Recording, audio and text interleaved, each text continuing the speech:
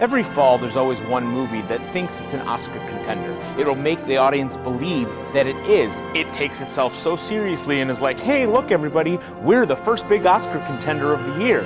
Well, the judge is that movie. This shameless Oscar grab is literally dripping with cliches. So much so that watching somebody vomit 5 times in the movie makes perfect sense for how much you want to vomit while watching this cliche-ridden film. I mean, not to take anything away from the actors. Robert Duvall's awesome. Downey Jr. plays, Robert Downey Jr. But it's what they have to work with, which makes you want to punch yourself in the face while watching this over 2-hour-long bore. Starts with a guy who leaves town but has to come back because of a death in the family. And of course, there's the local hometown girl that he is in love with, and she of course is in love with him, who conveniently shows up all the time throughout the movie just when he needs it. Then of course, there are the home movies, the vintage home movies that we see not once or twice, but 3 times our characters get stuck in a place where they have to watch vintage home movies. And then there's the daddy issues, the why didn't you love me as a kid, why weren't you a better son kind of nonsense, which happens to play itself out